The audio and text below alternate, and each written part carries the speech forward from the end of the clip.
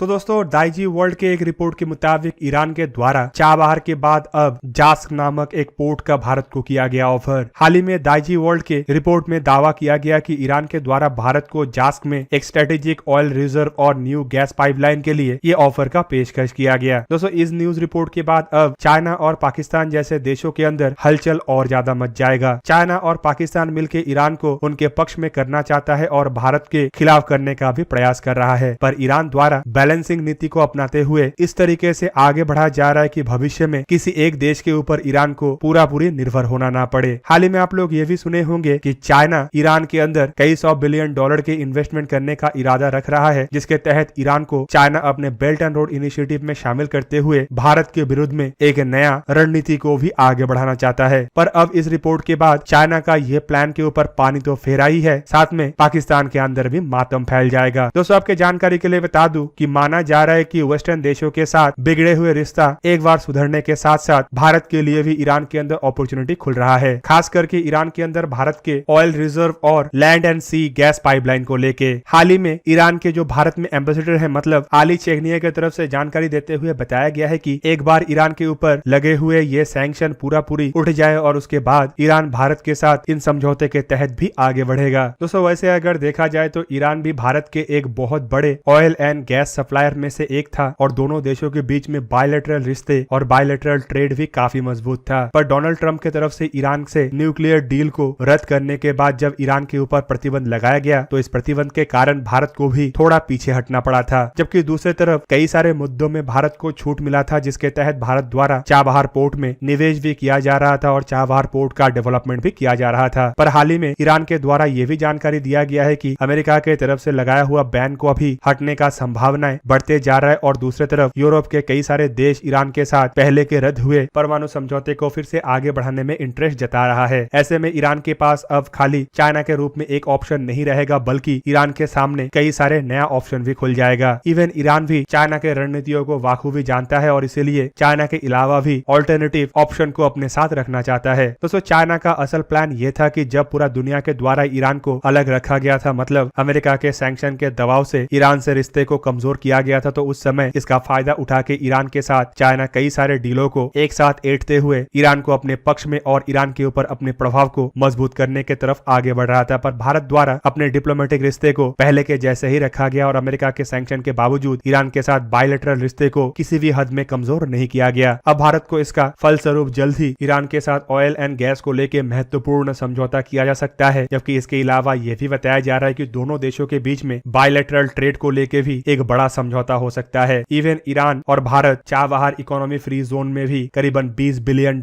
का निवेश करने का इंटरेस्ट जता रहा है, जिसके तहत भारत चाबहार का इस्तेमाल करते हुए अफगानिस्तान और उसके बाद सेंट्रल एशिया तक अपने ट्रेड को मजबूत कर पाएगा। इवन दोस्तों भारत की तरफ से ग्लोबल ट्रांजिट कॉरिडोर नामक एक प्रोजेक्ट को भी आगे बढ़ाया जा रहा है, ताकि भारत सेंट्रल एशिया होके मॉस्को तक और उसके बाद सेंट पीटर्सबर्ग तक अपने पहुंच को बढ़ा सके। दोस्तों अगर देखा जाए तो रशिया तक पहुंचने के लिए भारत को फिलहाल जो समुद्री रास्ते का इस्तेमाल करना पड़ रहा है वो सुएज से लेके मेडिटेरियन सी और फिर नॉर्थ सी से लेके बाल्टिक सी तक है। दोस्तों ये रास्ता काफी लंबा है, जबकि भारत जो ग्लोबल ट्रांजिट कॉरिडोर को निर्माण करने का इरादा बना रहा है, इसमें भारत को ईरान की मदद के साथ पूरा का पूरा सेंट्रल एशिया के एक्सेस मिलेगा। दूसरी तरफ ये समुद्री रास्ते के जगह में जमीनी रास्ता होने के वजह से यहाँ पे रोड इंफ्रास्ट्रक्चर, रेलवे और कई सारे अन्य इंफ्रास्ट्रक्चर प्रोजेक्ट निर्माण करने का भी मौका मिलेगा, जिससे ये ट्रांजिट कॉरिडोर जिस देशों से गुजरेगा उन देशों के अंदर भी भारत डेवलपमेंट का काम कर सकेगा। दोस्तों ये डायरेक्टली चाइना के वन बेल्ट वन रोड जैसे कॉन्सेप्टों के लिए सबसे बड़ा चैलेंज है और भारत अपने इस कॉन्सेप्ट से शी जिनपिंग का विस्तारवादी नीति का सपने को भी तोड़ सकेगा। तो दोस्तों ये था आज का वीडियो। अगर आपको वीडियो अच्छा लगा तो उसे लाइक कीजिए और मेरे चैनल को सब्सक्राइब कीजिए और साथ में बना हुआ बेल आइकन को भी प्रेस कर दीजिए ताकि आप मेरा वीडियो देख पाए सबसे पहले। जय हिंद।